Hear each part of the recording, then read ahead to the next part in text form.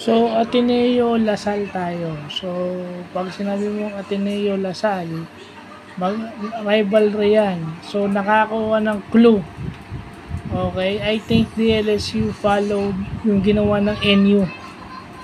Disruptive sila defensively, di ba? Nag-switch. Kasi pwede naman nilang gawin yon. Pero ang ginawa lang naman ni Coach Tab Baldwin, which is maraming humahanga sa kanya, it's yung kanyang lineup.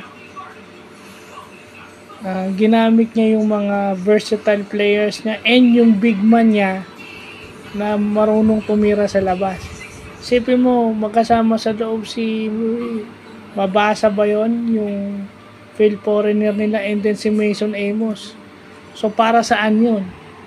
Si Mason Amos yung nasa loob plus yung big man mong shooter, which is a typical European style and Australian style of basketball. Yun yung ginagawa ng Australia. May mga stretch big sila na pwedeng tumira. Why? It's because of the gravity. Babantayan mo yun eh. Di pag iniwan mo libre yun, doon ka papatayin. Na-counter lang yung ginawa ng Lasal. Kasi big man yung tumitira eh. So expected mo, ang layo nung distansya inside the paint then pupunta sa 3-point area. Napakaano nun. Split second lang na madelay ka, patay ka na doon sa kalaban. So yun yung ginamit ni Coach Tab na tactic. Kasi ayaw niya nang maulit yung ginawa na NU nung magsuswitch.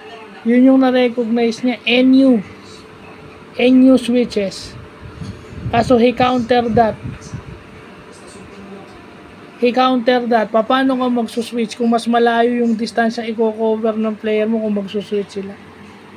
And minsan libre to si Mason Amos. Kasi napaka-disruptive din ng Lasal. Kung sa loob lagi yun, lagi na silang nakaabang sa loob. Pinipigilan na yung high percentage shot mo. And then pagdating sa offense naman, yung bigs din ng Lasal tumitira. Sinuswerte, Giambao, kung sino pa. Pero sinuwerte rin yung, ang wala lang silang panapat doon sa Ateneo, yung Balungay, tsaka yung Chris Kun. Wala silang panapat doon sa Balungay lalo, tsaka doon kay Chris Kun. Kapag nakawalan mo, ayun na. Si Chris Kun parang si Kenneth Taffe ng FEU na nasa PBA na ngayon. So sana, yung mga larong ganon, sana makita natin sa PBA yan. Kasi pwede mag-translate yan internationally. I hope SBP can recognize na kung ano yung mga nangyayari sa college basketball natin locally dahil sa impluensya ng World Cup. At makapag-prepare sila sa Olympic qualifying tournament, which is malaking karangalan na yun sa lahat ng Pilipino na nasa Olympics ulit ang basketball team o yung Gilas. So, yun lang.